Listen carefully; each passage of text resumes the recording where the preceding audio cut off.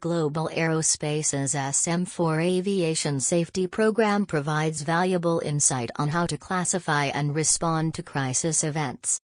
At Fireside Partners, our flight monitoring team follows a 5-tier classification model for triaging and responding to parameter exceedance events.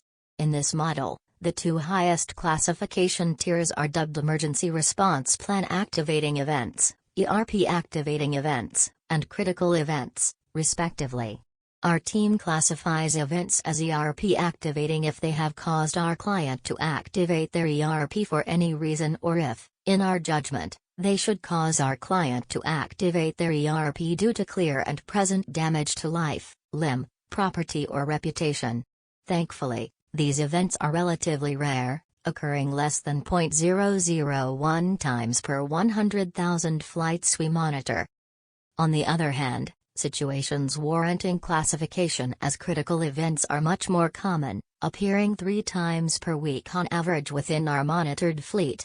Critical events, by our model, are situations where damage to life, limb, property, or reputation is likely but has not yet occurred, or damage has occurred but it is minor and does not warrant full ERP activation. Due to their higher prevalence versus ERP activating events, we propose that critical events pose a powerful opportunity for organizations to practice and refine their emergency response procedures. Further, we feel that given their strong potential to escalate into ERP activating situations, organizations should by default over-respond to critical events out of an abundance of caution. The reasoning for over-responding. As part of this practice of over-responding, we suggest that flight crews should err on the side of declaring an emergency with ATC whenever they encounter a critical event. While their specific classification terminology differs from ours, we believe that the ICAO, in its Annex 10 Volume 2, and the FAA, in Joint Order, JO, 7110.65, offer clear guidance on this topic by directing a 2-tiered approach to emergency declarations. Both organizations outline that emergencies can be declared as either a distress condition or as an urgency condition, and define these conditions as follows. Distress, a condition of being threatened by serious and/or imminent danger and requiring immediate assistance. Urgency, a condition of being concerned about safety and requiring timely but not immediate assistance, a potential distress condition. Given that the ICAO and FAA's definition of an urgency condition aligns closely with our critical event classification, we recommend that flight crews follow the urgency declaration guidance outlined in JO 7110.65 in these situations, summarized below. A pilot in any urgency condition should immediately take the following action, not necessarily in the order listed, to obtain assistance. 1. If possible, climb for improved communications and better radar and direction finding detection. Note that unauthorized climb or descent under IFR conditions within controlled airspace is prohibited, except as permitted by 14 CFR Section 91.3b. 2. If equipped with a transponder, continue squawking their assigned discrete code unless instructed otherwise. If unable to establish communications with an air traffic facility, squawk 7700. 3. Transmit an urgency message consisting of as many as necessary of the following elements, preferably in this order. Pan-pan, pan-pan, pan-pan. Name of the ATC facility you are contacting. Aircraft identification and type. Nature of urgency. Weather.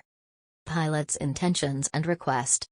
Present position, and heading, or if lost, last known position, time, and heading. Altitude. Fuel remaining in minutes. Number of people on board. Any other useful information. In our view, following this declaration procedure during critical events is the most prudent course of action, as it ensures regulatory compliance, solicits priority handling from ATC and sets the stage well for follow-on response actions if the situation deteriorates. Further, making a formal urgency declaration serves as a powerful mental and procedural exercise for the flight crew. It forces them to fully assess the situation as they prepare to communicate the nature of urgency and their intentions to ATC. When in doubt, declare it out. Per JO 7110.65, air traffic controllers are granted significant room for their judgment regarding emergencies and are directed that if they are in doubt that a situation constitutes an emergency or potential emergency, to handle it as though it were an emergency. Further, when they believe an emergency exists, they should select and pursue a course of action which appears to be most appropriate under the circumstances.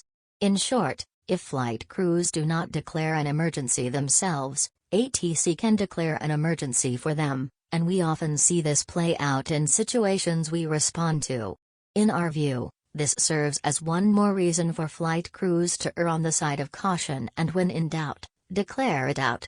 If the first step in responding to an emergency is to recognize that an emergency is present, and the second step is to activate the appropriate resources, we propose that making an urgency declaration, as outlined above, is a simple measure that accomplishes both steps while setting your flight crew and your organization at large up for a positive outcome. Resources: Federal Aviation Administration. 2021, June 17.